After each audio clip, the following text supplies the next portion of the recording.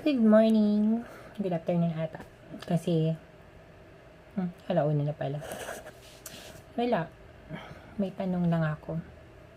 Hindi ko alam kung mapansin ako dito sa YouTube, pero dati kasi, uminom ako ng pills. So ngayon, matagal na yun. 2015 ata yun. Uminom ako ng pills. Kasi bakla nga ako. So ngayon, nakahanap ako ng girlfriend na tumboy.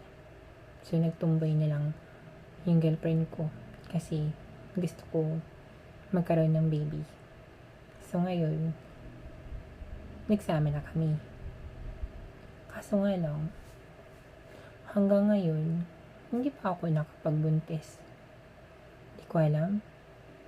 Baka nasira na ata ako sa gamot na iniinom ko dati. Dahil siguro sa pills na yun, kaya hindi na ako makabuntis. Pero sana bigyan ako ni Lord ng pagkakataon na makabuntis pa ako sa jowa ko. Para magkaroon ako ng pamilya. Gusto ko lang naman magkaroon ng pamilya. 2 anak. Sana bigyan ako.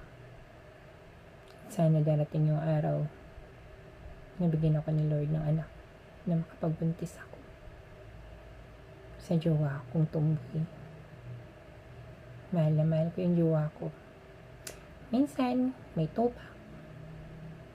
Pero ganun talaga. Kasi, babae naman talaga siya. Tumboy nga lang. May tupak palaki. Pero inintindi ko na lang. Ako na lang nag-adjust. Ganun. Sinishare ko lang. Sa tingin mo, sa tingin nyo, mapapansin nyo ba ako? Sa tingin nyo, magkaroon pa kami ng anak na jowa ko. Sana makabuntis ako. At kung makabuntis man ako, magpapasalamat ako sa Panginoon. Sana lang hindi ako nasira sa gamot na iniinom ko.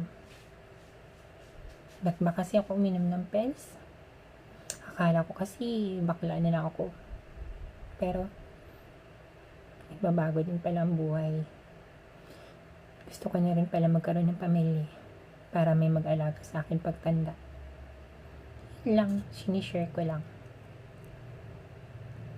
Love you!